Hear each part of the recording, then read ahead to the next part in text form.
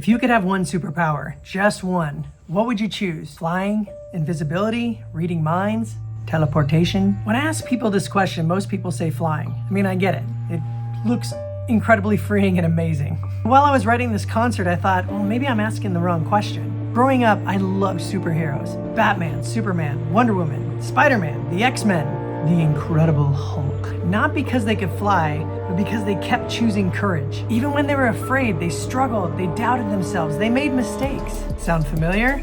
That's why these stories last. They're not about superheroes, they're about us. And around that time, after almost 10 years of playing piano with kids at Seattle Children's Hospital, I realized I've been meeting superheroes every week. They were just wearing hospital gowns instead of capes. I'd walk into the hospital thinking, okay, I'm here to play piano with kids, but I'd walk out thinking, oh, that kid's braver than I am. These kids were facing things I hope none of us ever has to face. Surgeries, chemotherapy, months away from home, uncertainty. And somehow through it, they'd find places where they could smile and they could laugh. They would ask if we could sit down at the piano and write songs together. And I remember thinking, maybe a hero isn't about flying. Maybe it's about getting out of bed on those days when life gives you every reason not to. That feels like a superpower. For this concert, I went down to Buenos Aires and spent 10 days. No phones, no meetings, no interruptions. Just me and a piano, thinking, writing, feeling, throwing music away, writing more, throwing that away, writing again. For almost every piece in that concert, I wrote at least 3 pieces. I'd write a new one and then go, nope, start again. I think at that point in my career, I had felt seasoned enough where I wasn't just trying to write a good concert, I was trying to write the concert. The one I knew I was capable of. I really fell in love with that process. Honestly, one of the reasons I think it was probably the greatest concert I ever wrote was because I was falling in love with my now wife. I think I was very inspired. The concert was completely ridiculous, like the good kind of ridiculous. We had kids literally flying above the orchestra. DJ cut Chemist scratching in perfect synchronicity with the symphony orchestra behind him. One minute he's spinning Brazilian music, and then the next minute real Brazilian musicians quietly walked on stage and they took over what he was playing, and pretty soon the orchestra played exactly the same samples that he was spinning on the record. That was one of my favorite things to write. Then this incredible violinist from Los Angeles named Lili Haydn walks out. She's playing the violin while singing every note as she plays. I still don't know how it's humanly possible she could hit notes so high, let alone on the violin, but with her voice.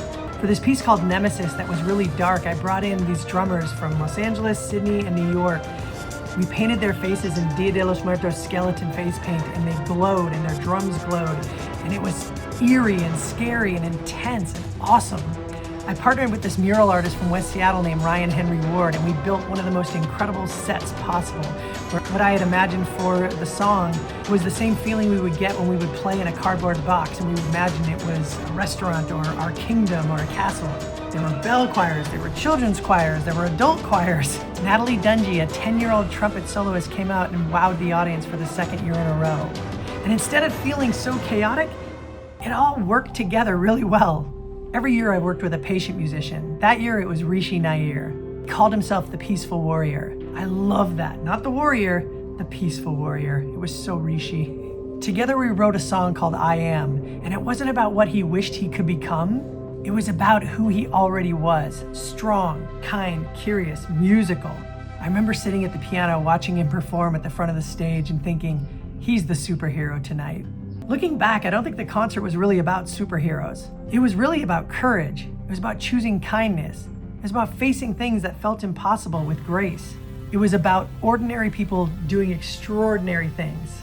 And at that time in life, after spending 10 years with kids at Seattle Children's Hospital, I could see heroes don't usually arrive flying through the sky. In the real world, they just walk among us. And in this case, sometimes they're sitting at a piano inside of a hospital just waiting for somebody to play with them and hear their story. Those stories are so often very heroic. The next year, I started working on something completely different. What are our primal instincts and how do they affect us in everyday life? The next year, I premiered Primal Symphony.